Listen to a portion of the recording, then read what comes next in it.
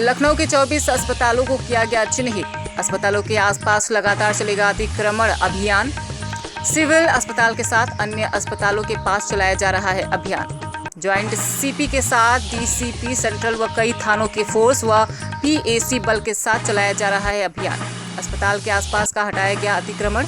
मरीजों व स्थानीय लोगों की समस्या को देखते हुए चलाया गया अभियान। देखिए लखनऊ से आदिप शकील की रिपोर्ट। सिविल अस्पताल के आसपास एक अभियान चलाया गया है। किस तरीके का अभियान है, किस तरीके से दुकानदारों ने समन्वय पुलिस के साथ स्थापित किया? आज ये अभियान केवल सिविल हॉस्पिटल के सामने नहीं चलाया गया है। पूरे लखनऊ कमिश्नरेट में 26 ऐसे अस्पताल छांटे गए हैं जिनके आसपास और उनके परिसर के पास यातायात अतिक्रमण और स्मूथ ट्रैफिक को लेकर लोगों को परेशानियां होती हैं। जब से लखनऊ कमिश्नरेट बना है हम लगातार यातायात के सुधार के लिए प्रयासरत हैं। आपने देखा होगा चौराहों को, तिराहों को, महत्वपूर्ण स्थानों को काफ़ी हमने क्लीन किया है। सिग्नल लाइट्स, ट्रैफिक लाइट्स लगाई हैं, जिसका बहुत खुशी की बात है कि लखनऊ की जनता पालन कर रही है और एक बहुत अच्छा मैसेज गया है जनसामान्य में कि यहाँ ट्रैफिक रूल्स को हम फॉलो करने लगे हैं।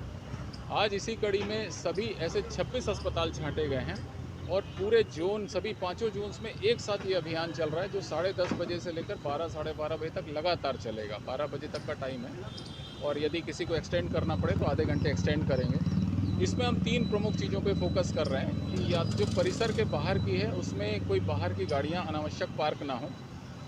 दूसरा, स्मूथ ट्रैफिक चलता रहे सब तरफ। तीसरा, जो छोटे छोटे दुकानदार, पटरी दुकानदार, ये वो अतिक्रमण किए हुए हैं जिनको नगर निगम से वैध लाइसेंस प्राप्त नहीं है, फिलहाल उनको हटाएं।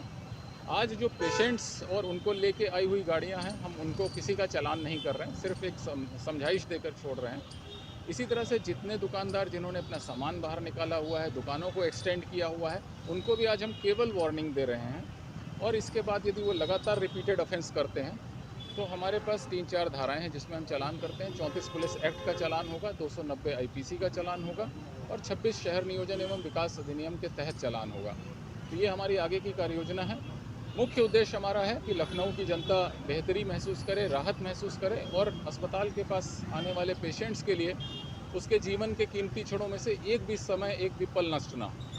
सर, केजीएमयू के बाहर देखा जाता है कि बड़ा एक एम्बुलेंस चालकों का वहाँ जमावड़ा रहता है, जो प्राइवेट एम्बुलेंस चालक है, जो अवैध वसूली भी करते हैं, क्या उनके भी ऊपर अभियान चलाया जाएगा? बहुत अच्छा प्रश्न किया आपने। आपको मैं ये बता दूं कि कल ही मेरी डीन वीसी लखनऊ से, केजीएमसी यूनिवर्सिटी से कल ही बात हुई है वीसी से।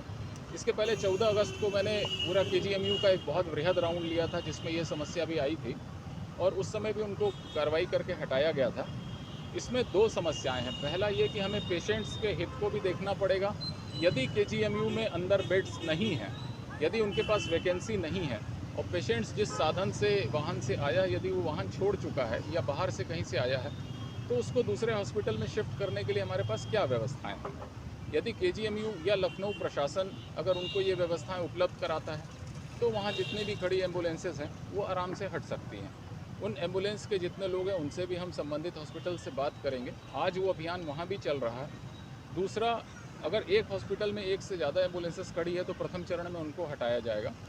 दूसरा, केजीएमयू प्रशासन से ये भी बात हो रही है कि यदि आपके यहाँ किसी भी तरीके से आपके स्टाफ द्वारा ये गलत सूचना दी जाती है कि अंदर बेड नहीं है और इस आधार पे वो बाहर दूसरे हॉस्पिटल में जाने को बाध्य होते हैं, उनके खिलाफ डिसिप्लिनरी एक्शन लेने के लिए भी हम लोगों ने प्रस्तावित किया, जिसको वीसी साहब ने सहर्ष स्वीकार किया है।